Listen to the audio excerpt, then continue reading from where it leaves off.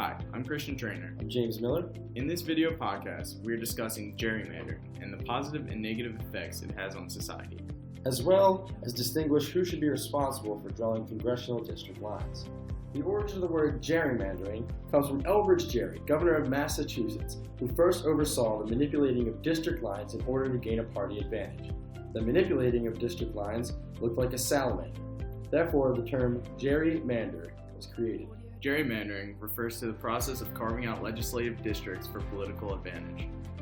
By shaping legislative districts in various ways, office holders are able to affect which voters they will be responsible to on election day.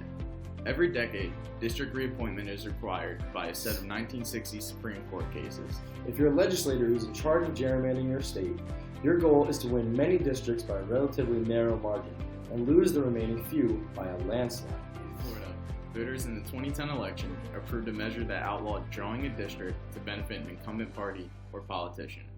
Every voter should be guaranteed a vote that matters and a voice that is heard, yet gerrymandering limits this. Well, actually, there are two types of gerrymandering: partisan gerrymandering and bipartisan gerrymandering. Partisan gerrymandering redraws district lines with the intention of increasing the number of seats in the House for one.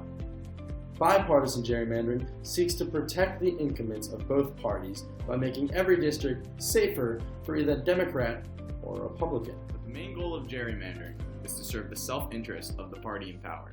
And because of the redrawing of district lines, the political party in power has become firmly entrenched in their specific state. While that may be the goal, it's not always the case.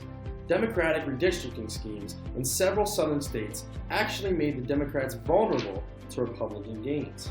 There's a myth that any weird-looking district must be gerrymandered, and therefore is inherently bad.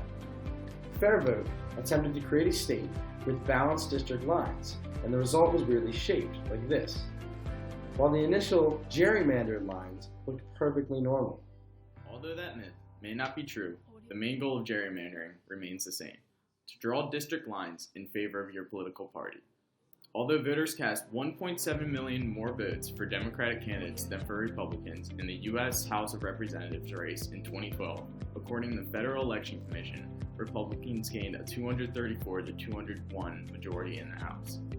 The problem with gerrymandering in a moderate sense is that it has virtually terminated and extinguished the moderate representative, creating more tension between far left and far right members. States have gotten increasingly creative with gerrymandering. Virginia's 2011 redistricting was deemed unconstitutional because their third district consisted of 5 geographically separate locations. Judge Allison Duncan said the redistricting process is, quote, not a license for the state to do whatever it deems necessary to ensure continued electoral success, unquote. So the question rises, who should draw congressional district lines?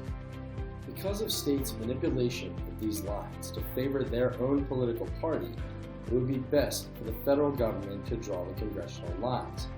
This would seemingly erase all the bias and hopefully allow a change in power frequently, instead of streaks like 1955 to 1995, where the Democrats in Virginia controlled Congress for 40 straight years. In conclusion, citizens need to strip partisan state legislators of their control over redistricting before the legislator strips the citizens of their power to vote.